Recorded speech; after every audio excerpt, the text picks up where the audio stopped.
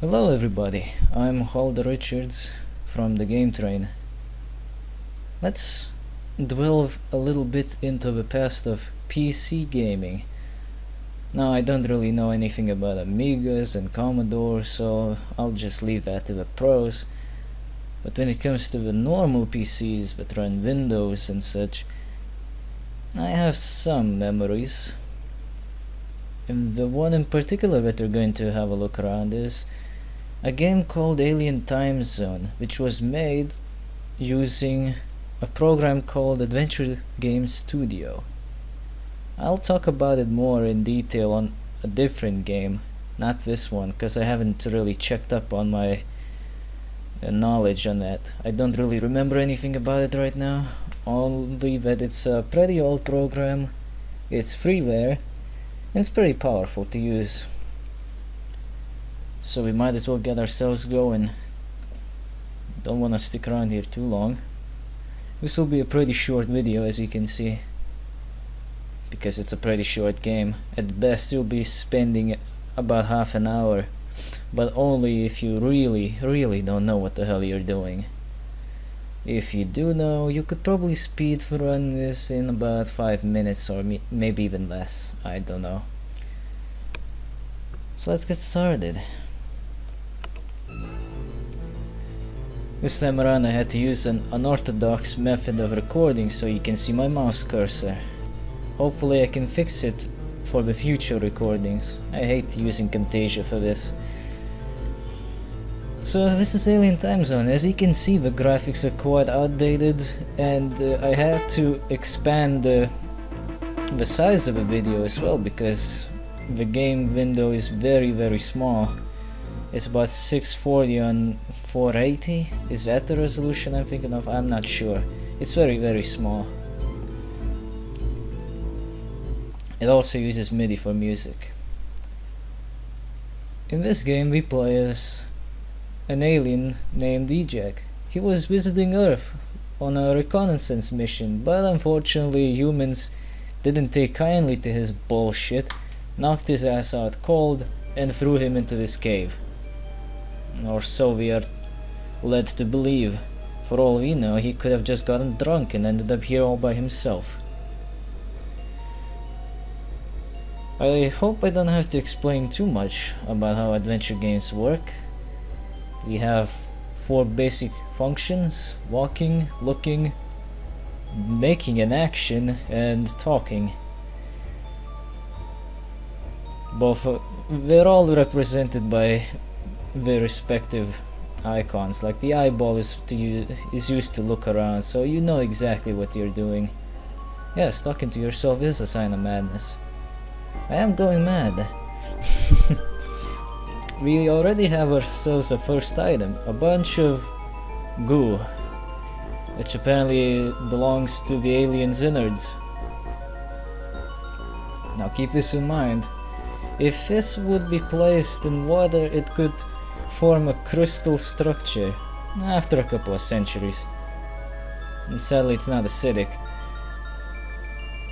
We have to find a key to open that door. It's the only way out of this cave. Now there is no such thing as a key around here actually, because it's under that rock. So we need to get it out of there, but we're not strong enough. So we're going to do what we can do best. Time travel. That's right, we can time travel in this game, and we can go as far as we want. From the year 2000, all the way to Big Bang. Or on the other side, whichever you prefer. I better save up. Wouldn't want to accidentally end up where we don't belong. Speaking of which, why don't we check out what happens when you visit these unwanted locations. There's only 3 of them in the game, so we might as well see which ones they are. Obviously it's gonna be the polar ends of the timeline. Starting off with Big Bang. You die. However, you had the satisfaction moments before your death of knowing it was your few kilograms that caused the Big Bang, and thus the creation of the universe. That's kinda neat, huh? It's not such a bad game over, is it?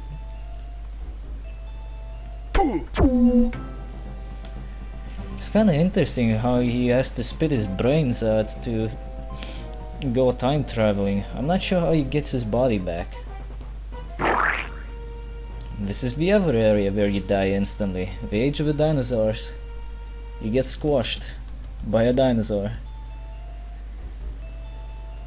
The other dangerous time zone is at the other end of the timeline. We'll visit it later. Now why don't we pay a visit to other areas? Like the primordial Earth. Not a very nice place to be in. The sand is red, there's lava. There seems to be a cloud above us. It's not much different from the cave that we were in, actually. You'd be surprised, but they're time traveling inside the same cave as it becomes a cave, and up until the point where it, well, eventually stops becoming a cave. Kinda interesting. I think this is one of those few games that actually got time traveling at least moderately correctly. Then again, who the hell are we to know what is correct about time travel? We don't even know it ourselves. We don't even know if we can do that. Right, now we can visit Ice Age as well. We're back in the same cave, but it's frozen. Frozen solid. So, if you ever think about getting the hell out of here through Ice Age, you're dumb. It's those pointy things. Somethings. It's stalagmites, you dumb shit. Damn, aliens don't even know their own damn things. I'm a little lazy to read all this text, but that's probably because I had to record the game first, and now I'm forced to commentate over it after the recording. Difficult to read when you can't even catch up. Now we're in the 1600s, and the cave seems the same, but there is no rock. Instead there's an old man who apparently has his, well, it has some kind of injuries. There's also another thing that you need to keep in mind. That wall is a little softer. Yeah, just keep that in mind for now. No, you can't hurt the old guy. Let's talk with him. Do you not fear my visage? I am but a poor blind man, unable to judge comeliness. Oh, my apologies. Well, I don't know what comeliness means in this case, but whatever. As it turns out, the old man is a bit injured, and he just wants some fresh air. You could just open up the door as the alien suggested, but, well, there are some bandits waiting behind the door at the current age. And he's not gonna give the key because he's afraid of those bandits. Those scoundrels. I was set upon by a gang of vile brigands. It was they who tore me of my limbs and senses. By luck I knew of his cave, so I ran here and locked myself in. That's what happened to him. There's no way in hell we can get a key off of him, but we know where it is. It's on the old guy. So we just need to figure out how to get the key. It's a little bit more difficult than you'd imagine. Let's stop here. It's a little bit further in the future, but now there's that rock again. There's some water on the left, and there seems to be some kind of a woman on the right. Wonder what she's doing. Maybe you can borrow that pickaxe. Who knows, maybe it might be useful. Don't touch that. Well, let's talk. Since this is the future, the dialogues are a little different as well. They are futuristic. Unfortunately, I don't think we're ever going to get rid of this kind of a speech, late speech. I don't know. It used to be pretty funny to talk like that back in the days, but now it's pain. It's just painful. There's absolutely no reason to talk like that. Why would I want to show my innards to her? Well, I don't know, maybe you're an exhibitionist. Ah, let's stop here. Age of the Floods. Now the cavern is flooded. And as you can see, there's another thing missing. The exit. You could say that he just appeared at a deeper part of the cavern, but I don't know. Maybe the cavern just collapsed or something. Or maybe just changed and the door is gone for good.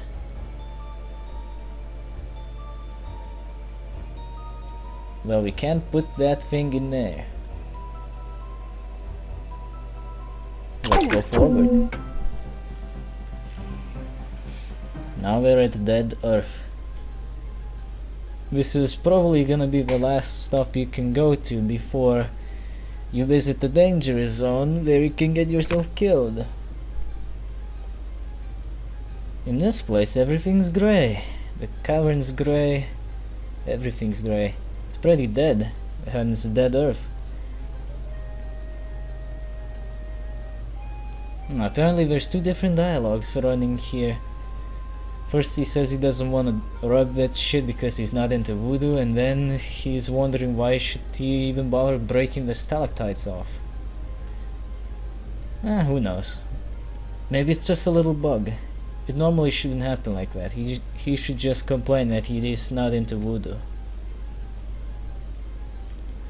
There's no reason to stay here in Dead Earth. There's nothing to be found here. Let's save up. I'll show you the third and the last danger zone.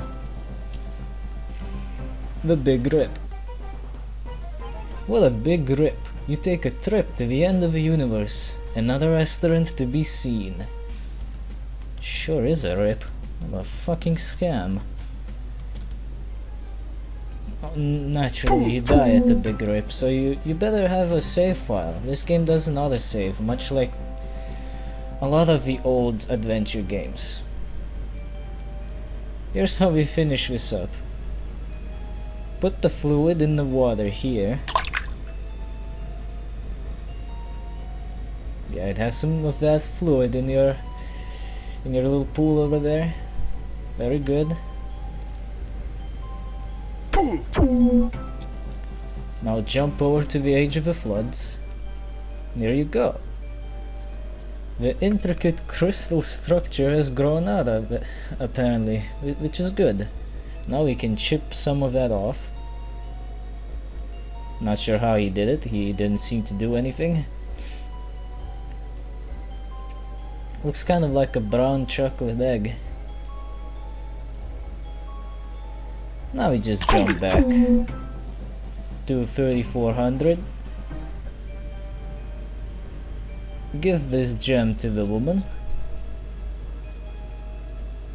This is extreme!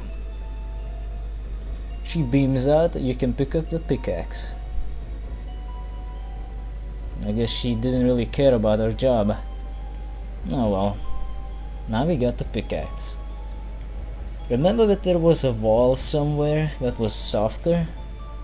Yeah.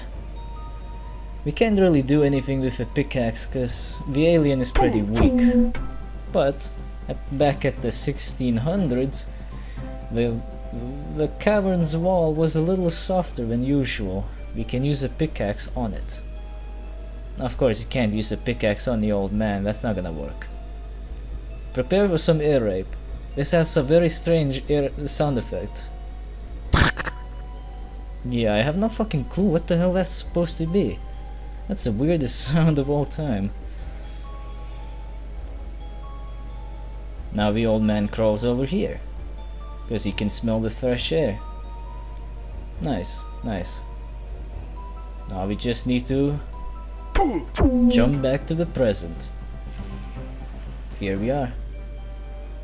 As you can see, the rock is still there, but now the skeleton shows up at the present. These are the remains of the old man that moved closer to the crack in the wall. You can pick up a key here. There you go. Now you got the key. Now you can get the fuck out of here and end the game. That wasn't hard, now was it? I'd say this is a pretty good introduction to adventure games, cause it's one of the easiest games you'll ever play. Also one of the shortest. It's not a bad game, but it could have been longer, maybe more intricate.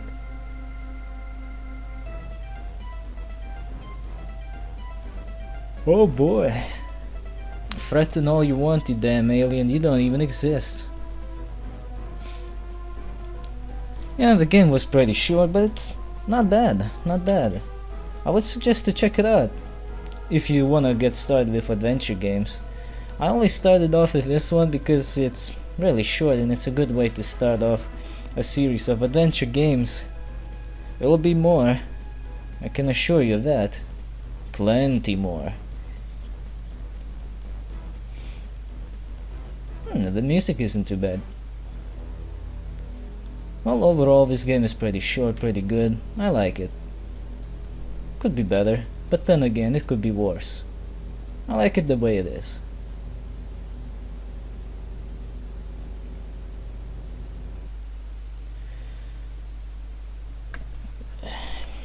Well, that was it. If my commentary seemed a little shitty or hasty or whatever, well, tough shit. I'm feeling a bit tired from all the exercise that I'm doing. You'll be surprised, but sometimes a change in exercise routines can be really painful. Anyway, next time we do an adventure game, it's gonna be, well, something that the feminists are deadly afraid of. And perhaps I'll be able to record my commentary live. I'll see what I can do. Until then, ciao.